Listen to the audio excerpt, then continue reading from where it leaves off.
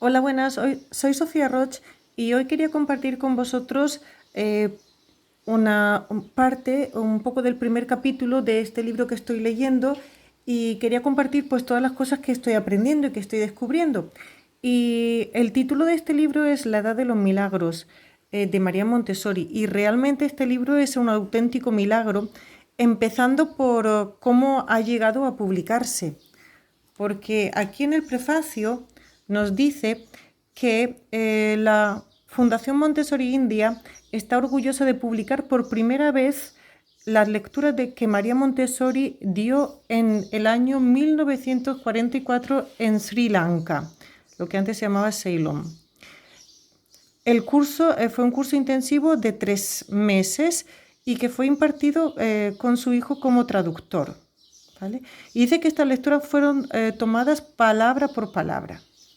Dice que este libro se ha editado gracias a las notas que tomó la hermana Magdalene del Centro Montessori de Entrenamiento Good Shepherd María Montessori, y que la hermana Magdalene le dio una copia a Ruby Law, una entrenadora AMI, y que ella lo entregó el documento en el 2009 a la Fundación Montessori India.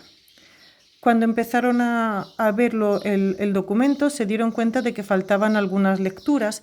Entonces escribieron a Stanislao y a Surangani, yo no sé, son personas del Centro de Formación de Good Shepherd de María Montessori en Sri Lanka.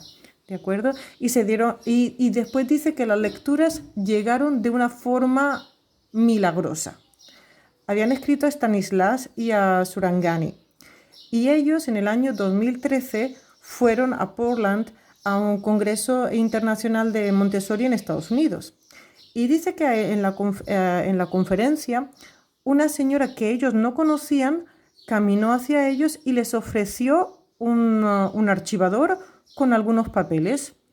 Y le dijo que su madre había asistido al curso con María Montessori en 1944 y que después murió, y que la hija estaba revisando papeles de su madre cuando encontró algunas lecturas, los apuntes, y ella había llevado allí a Portland al Congreso el archivador o el documento para entregárselo al centro de formación de Sri Lanka.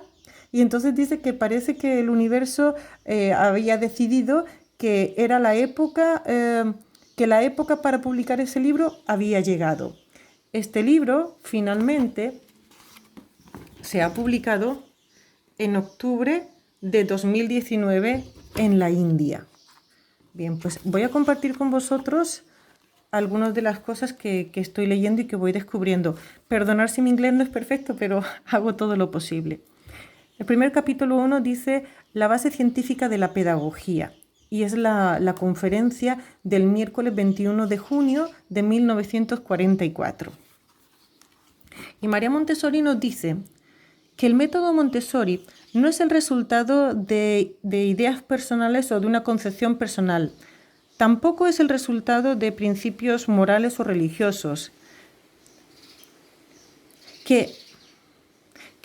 Aquí estamos tratando con un nuevo acercamiento, el cual es científico y objetivo. Y en este caso, el adulto debe renunciar a todos los conocimientos previos y poner al lado todos los prejuicios que pueda tener. Debe convertirse en una persona objetiva y considerar al niño en sí mismo. Este acercamiento científico es el acercamiento así científico, este tipo, es relativamente reciente, porque el primero que encontramos es solo de hace unos 150 años. Y fue en el principio con la educación de los niños con deficiencia auditiva o con problemas para hablar, o niños, aquí dice idiotas, deficientes mentales. Es decir, también explican en el prefacio que no han querido cambiar ninguna de las palabras, han usado palabras por palabra para no modificar o distorsionar. Han escrito las palabras que se usaban en ese momento, que serían pues niños sordos, niños mudos o niños idiotas. Por favor, que nadie se siente mal porque a veces es un poco para mí difícil traducir al mismo tiempo, ¿de acuerdo?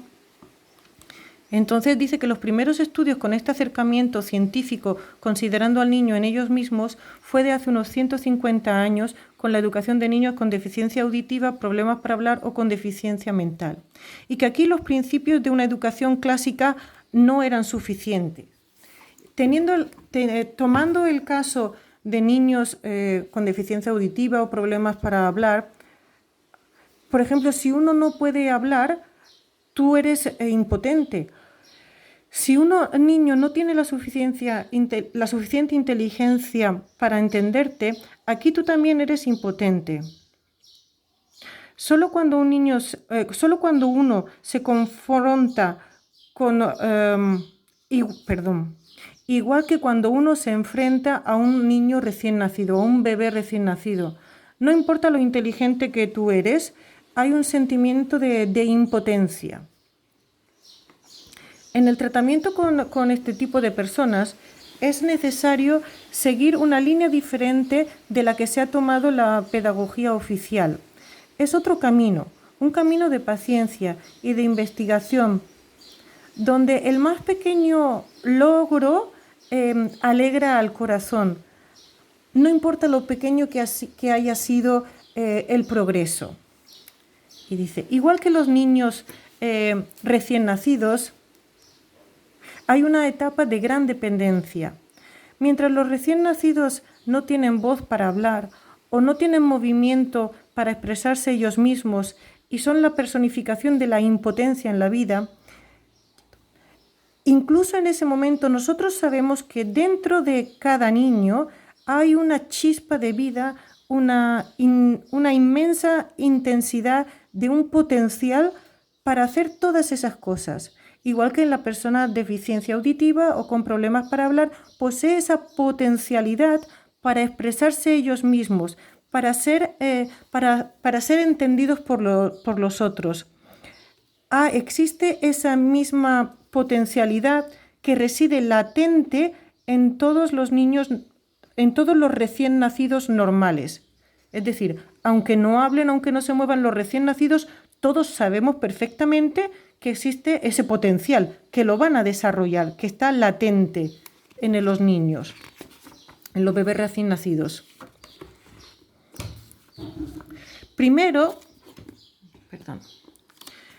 Nosotros primero debemos desarrollar algo para reemplazar lo que ellos han sido deprivados por naturaleza. Aquí reside la dificultad. Si uno tiene deficiencia auditiva, es necesario para mí hacer algo para reemplazar el oído, para que pueda alcanzar a la inteligencia de esa persona. En el mismo caso de un niño con dificultades para hablar, que es necesario para mí crear algo para pueda expresarse él mismo.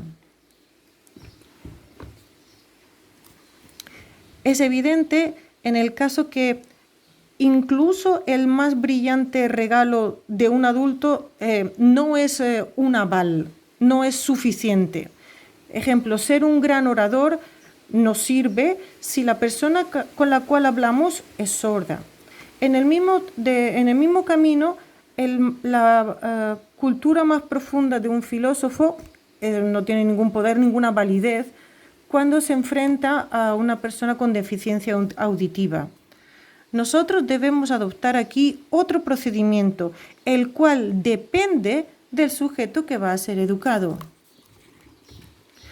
La educación aquí debe proceder no siguiendo los dictados de los principios de la pedagogía, pero a través de un camino de paciencia, de esfuerzo, de experiencia que nos lleve sobre el individuo que va a ser educado. Me gustaría dar aquí algunos ejemplos para ilustrar lo que quiero transmitir.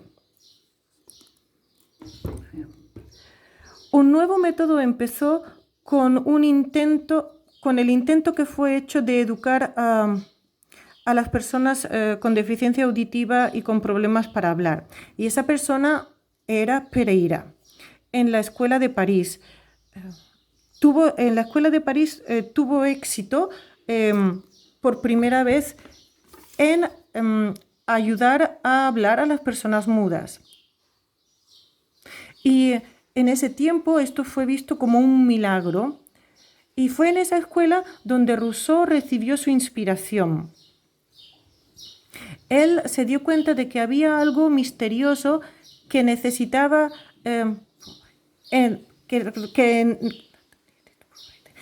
que necesitaba ser demostrado en la inteligencia humana y que había algo en el alma humana que él no sabía. Y esto le dio la inspiración filosófica que le llevaron a escribir su famosa novela de educación, El Emilio. Y María Montessori dice, Pereira, sin embargo, fue un profundamente egoísta, un hombre que no quiso impartir a nadie el secreto de su éxito y que él murió con el secreto encerrado en su corazón. Y con su muerte el arte de enseñar a los mudos a hablar desapareció. Después hablaremos de esto o quizás en otro vídeo si se hace demasiado largo, pero quiero ampliar esta información de Pereira. Seguimos. Había, sin embargo, otra persona que estaba impresionado por ese milagro y que no se podía resignar él mismo a perder ese gran oportunidad de ayudar a las personas sordas o con problemas para hablar. Y ese fue el doctor en medicina Itard. Itard fue famoso ya que creó una nueva área de la medicina que fue la otorrinolaringología. Itard fue otorrinolaringólogo. Y como sabéis, Itard, especializado en los problemas del oído, trató le fue asignado la educación del joven Víctor, el niño salvaje de Aveyron, ¿ok? Eso lo va a explicar aquí. Y dice que Itard se empeñó en explorar las posibilidades del tratamiento de estas personas semisordas, que debía haber una posibilidad de refinamiento de la percepción del oído. Y así empezó la educación del oído, la educación sensorial, y que es un tema muy interesante y fascinante. Y por eso digo que ahora explica un poquito cómo Itard se hizo cargo de la educación de Víctor, el niño salvaje de Aveyron. En el capítulo 2 voy a decir solo un poco la primera parte del capítulo 2 porque creo que sigue hablando de las bases científicas. No voy a entrar en lo que es la mano en educación. ¿Okay? Seguimos. Para ser totalmente efectivo, no era suficiente para el educador tener recursos o instrucciones solo. Hay otro elemento que tiene que ser tenido en consideración y se refiere al individuo que va a ser educado. Cuando nosotros consideramos los casos de deficientes mentales o de niños con deficiencia auditiva o con problemas para hablar o los bebés recién nacidos, este es el factor que tiene que ser tenido en consideración. No importa lo genial que pueda ser el educador, no le va a ayudar en el tratamiento con estas personas. El educador debe pensar en algo que pueda ayudarle a superar esto.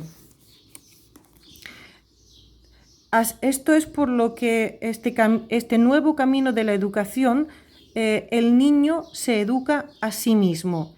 Yo creo que de aquí también viene lo de la idea de que el niño es el maestro. Y ahora nos dice Montessori aquí.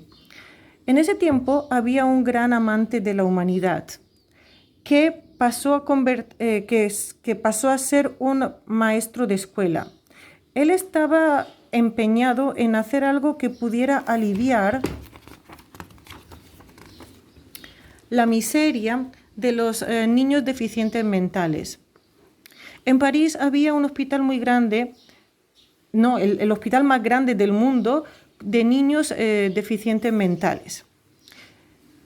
Y no sé cómo traducir esto porque es un poco difícil, pero como motivado o encendido por el ardor y el entusiasmo, algo así.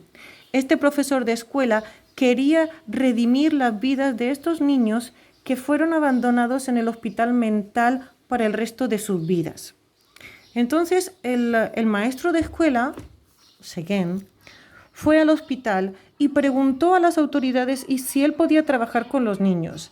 Y él fue rechazado y le dijeron que el hospital era un sitio para doctores, no para profesores.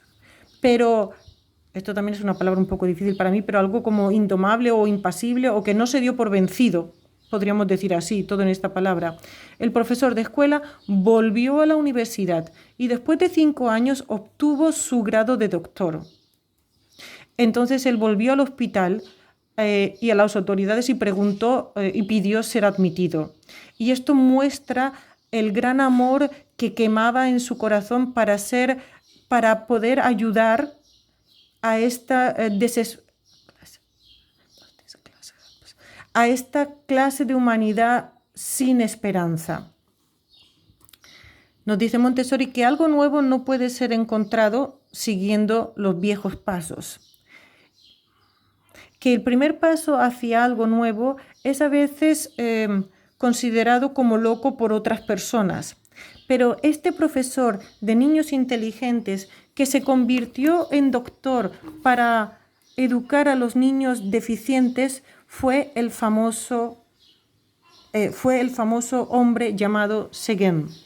Y su experimento nos trajo la primera gran revolución en el mundo social, ¿vale? Y aquí es como dijéramos la primera parte, como que habla de los antecesores o inspiradores de María Montessori. Vale. Y yo quería aclarar algunas cosas, porque aquí María, como podemos ver que habla de Seguin con ese gran amante de la humanidad y que en su corazón estaba encendido el ardor por poder ayudar a los niños, aquí se ve perfectamente la admiración que María Montessori tenía por Seguin, y en muchos otros libros también lo hemos leído, la profunda admiración que tenía Montessori por Seguin. Pero sin embargo nos dice que Pereira era completamente egoísta. Y aquí en este libro vemos que nos dice que Jacobo Rodríguez Pereira era un portugués. Entonces yo quería aclarar un poquito también esto, porque es un tema que me gusta y me gustan las curiosidades también. Jacobo Rodríguez Pereira no era portugués, sino que era español y era un judío sefardí, como podemos ver, por ejemplo, aquí en el libro de Rita Kramer de María Montessori. ¿Por qué dice que es portugués? En el libro que era portugués, porque en aquella época a todos los judíos sefardíes que vivían en España se les llamaba portugueses. Igual que si alguien de España va ahora a Cuba, ellos nos dicen que todos somos gallegos. Pues una cosa similar, en aquel momento a todos los judíos sefardíes se les llamaba portugueses. Y según cuenta aquí Rita Kramer, dice que Rodríguez Pereira en 1750 fundó una escuela en Burdeos, que más tarde Seguin encontró el trabajo de Pereira, la idea educativa basada en el entrenamiento sensorial, particularmente el hallazgo de la importancia de entrenar el sentido del tacto para desarrollar un aprendizaje más general. Pereira era vecino y amigo de Jean-Jacques Rousseau, asiduo visitante de su pequeña escuela. Cuando Rousseau empezó a desarrollar sus propias teorías educativas en Emilio, amplió la idea de Pereira sobre el entrenamiento del sentido del tacto, en el caso de los sordomudos, y la llevó al entrenamiento de todos los sentidos para la educación de todos los niños. ¿Qué pasa? ¿Por qué dice María Montessori que era un profundo egoísta? Porque Jacobo Rodríguez Pereira no dejó nada por escrito. ¿Por qué? Porque él, como hemos dicho, era un judío sefardí y se vio obligado, como vemos aquí en este libro, es muy significativo, porque si veis este libro fue escrito por Seguin. Este libro fue escrito por Seguin para honrar y venerar el inmenso trabajo que había hecho Jacobo Rodríguez Pereira por los niños con deficiencia auditiva y dificultades para hablar. Y aquí dice el primer maestro de sordomudos en Francia. ¿Por qué? Porque Jacobo Rodríguez Pereira se vio obligado a emigrar a Francia, porque aquí en España los judíos estaban perseguidos. Era una familia humilde. Entonces él, como se dice aquí varias veces en el libro, nació en Badajoz, en Extremadura, en el 1715, ¿de acuerdo? En la ciudad de Berlanga. Como dice aquí varias veces en el libro, un momentito. A Pereira muchas veces intentaron copiar el método para arrebatárselo. Entonces Pereira decía que lo único que tenía en la vida era su método y que quería dejárselo como herencia a su hijo para que tuviese algo en la vida, porque era lo único que podía decir, que podía tener, que podía darle. Entonces mirad lo que dicen aquí. Si Pereira hubiese pensado solamente en hacer fortuna, hubiese marchado enseguida a Palermo para enseñar a hablar a la hija del virrey de Sicilia. Y aquí dice que durante 10 años en los que Pereira no dejó de recibir gratuitamente en su casa sordos y mudos a quienes instruyó y ensayó en hacerles hablar. ¿De acuerdo? Entonces lo que pasó es que Pereira enfermó relativamente joven y en ese momento su hijo tenía solo 10 años. Entonces no le pudo enseñar, no le pudo transmitir su método, pero en ningún caso eso significa que era una persona egoísta y que se guardó en su corazón el método, al contrario. Y eso es una de las cosas en que quiero destacar. Y si no fuera así, pues Seguin no le hubiese escrito un libro para como darle las gracias y como honrarlo. ¿De acuerdo? Bien, otra cosa que yo quería también aclarar, porque cuando yo lo leí me enfadé bastante, es que en el libro de Cristina de Stefano, El niño es el maestro, aquí Cristina decía, hablando de Seguin, que al cabo de pocos meses Seguin se enfrenta abiertamente con la dirección y lo expulsan, acusado de insubordinación y de cosas vergonzosas no especificadas, probablemente de abusos sexuales a los alumnos. Pero claro, Cristina no da ninguna información, no hay ninguna referencia bibliográfica que hable de estos abusos sexuales a los alumnos, y a mí eso me enfadó bastante. ¿Por qué? Porque yo había leído, he leído en diferentes sitios, igual que ha dicho aquí en este libro María Montessori, que como no era médico, cuando fue al hospital, los médicos lo echaron y le dijeron, un hospital es un sitio para médicos, no para maestros.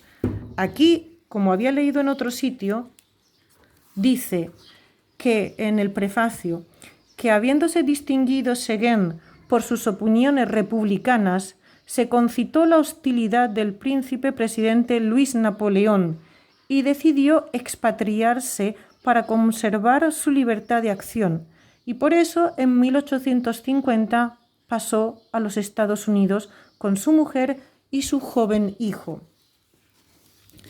Aquí también podemos encontrar otro artículo que habla de Bournonville, que fue un discípulo de Seguin, y que dice que Seguin, al no ser médico, tuvo que rendirse y, socavado por las cábalas, emigrar a los Estados Unidos, donde su trabajo será inmediatamente reconocido.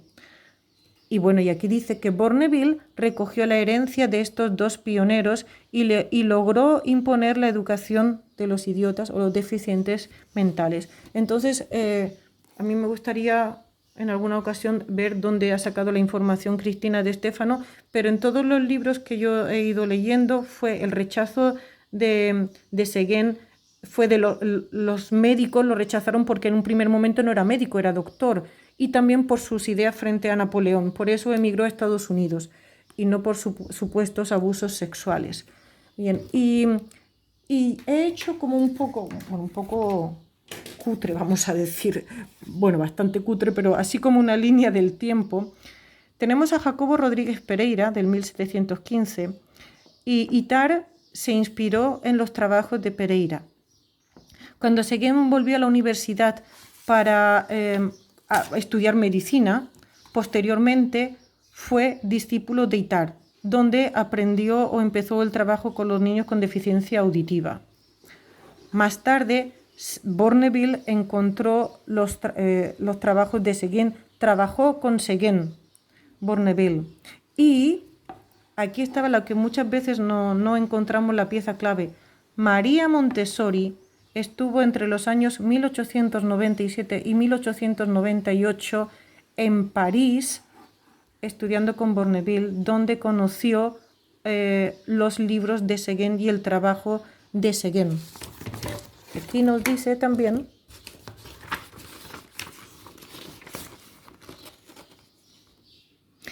una idea de Bournonville. En cuanto al método, cada niño debe recibir una atención adaptada a su propia discapacidad.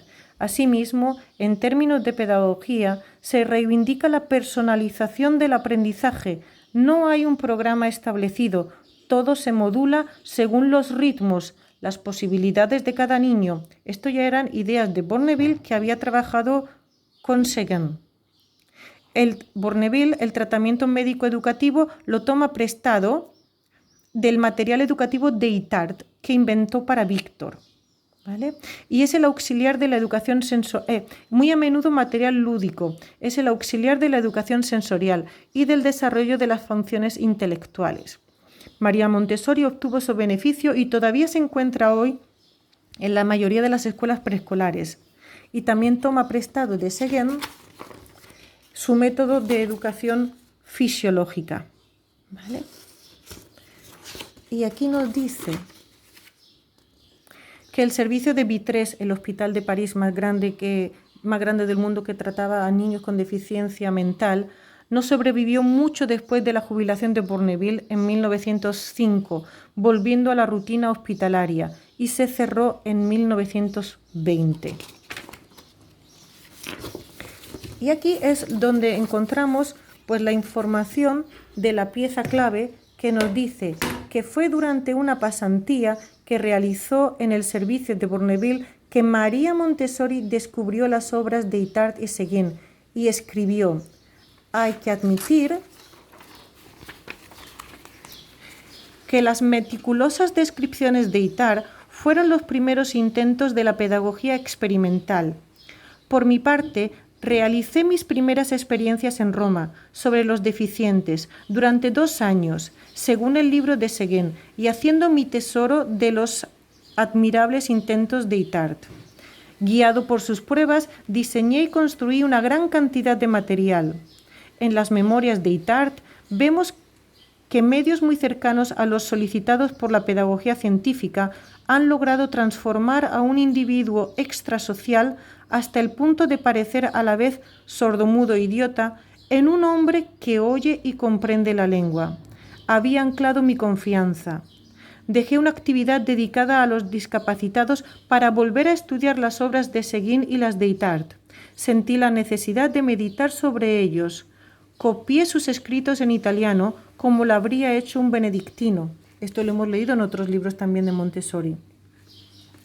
Y aquí otra nota que al final del artículo dice que Bournonville no dejará de apoyar a Seguin, aunque tuvo que emigrar, y que rehabilitará su obra y permanecerá en contacto con él hasta la muerte de este, ¿vale? Entonces, la pieza clave que encontrábamos o que nos faltaba entre María Montessori y Seguin e Itard era Bournonville, que ya hemos dicho que durante los años 1897 y 1898 estuvo en París trabajando con Bournonville. Y un dato curioso es que el 31 de marzo de 1898 nació Mario Montessori. Es decir, el tiempo que estuvo en París con Bournonville estaba embarazada de Mario, con lo cual pues en Italia pues no se enteraron de que estaba embarazada. Vale. Otra cosa, el libro María Montessori ha dicho que aquí que Jacobo Rodríguez Pereira, un totalmente egoísta, porque no impartió nada de su método. Vale. Y dice que Jacobo Rodríguez Pereira desarrolló el método de la dactilología. Bien, y aquí encontramos otro eslabón súper interesante, porque aquí en este libro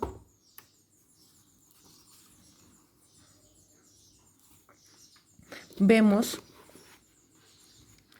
que otra conexión más o menos, tendríamos que saber o estudiar un poquito más la historia de la familia Bell. De todos es conocido Alexander Graham Bell, ¿vale? Pero resulta que él se dedicó al estudio de las personas con deficiencia auditiva, pero no él solo, porque su padre también era un experto educador de las personas con deficiencia auditiva y su abuelo también. Ellos eran profesores de la universidad en Escocia. Después Alexander Graham Bell emigró a Estados Unidos y con el dinero que le dieron de la patente del teléfono fundó una escuela para ayudar a las personas sordas. De ahí, dice Seguin, que indica después la manera ingeniosa de que se valió Bell para establecer el alfabeto fisiológico y fue en suma un medio de enseñanza empleado por Pereira, con la diferencia de que Bell utilizó la escritura, mientras que el maestro francés acudió a la dactilología. Estamos hablando de Bell, pero estamos hablando del padre de Melville Bell, el padre de Graham Bell.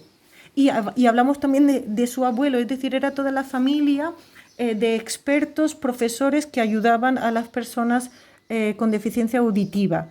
Claro, la familia Bell, la dactilología, y de aquí nos venimos a otra conexión y llegamos a Helen Keller. Helen Keller, si recordáis, era una americana que era ciega y sorda y que Anne Sullivan le enseñó a hablar. ¿Pero cómo le enseñó a hablar? Pues en principio a través del sentido del tacto, pero de la dactilología. Si veis algún vídeo que circula por internet, Helen Keller le pone la mano en la cara a Anne Sullivan. ¿Por qué? Porque la dactilología lo que hacía era poner un dedo en la aleta de la nariz, otro dedo en la boca para ver la apertura de la boca y otro en la garganta para ver las vibraciones. Y así sintiendo con el tacto los sonidos, así aprendió Helen Keller a hablar. Ya os digo que hay muchos vídeos en YouTube de Helen Keller hablando y en alguno podéis ver cómo ponía la mano en la cara de Anne Sullivan para aprender los sonidos, ¿vale? Y esa era la dactilología que venía de aquí, de Rodríguez Pereira. Y bueno, he empezado hablando de este libro de La Edad de los Milagros maravilloso de María Montessori. Continuaré leyéndos porque es súper interesante, pero quiero terminar con unas palabras de Helen Keller de este libro que es muy bonito. Y Helen Keller dice... sabéis que Helen Keller conocía perfectamente a María Montessori. Ahí hay mucha historia también. Bueno, voy a terminar. Helen Keller dice: estoy segura de que si una hada me hiciera elegir entre el sentido de la vista y el del tacto, no prescindiría del contacto cálido y tierno de las manos humanas o de la riqueza de la forma, la movilidad y la plenitud de su peso en las palmas de mis manos. Yo creo que este es un sentimiento o una idea muy bonita de la importancia del tacto de las manos y, como vamos a ver, de las manos como el órgano de la inteligencia que habla María Montessori. Bueno, espero que no ha sido muy pesado y que os haya gustado. Muchas gracias. Adiós.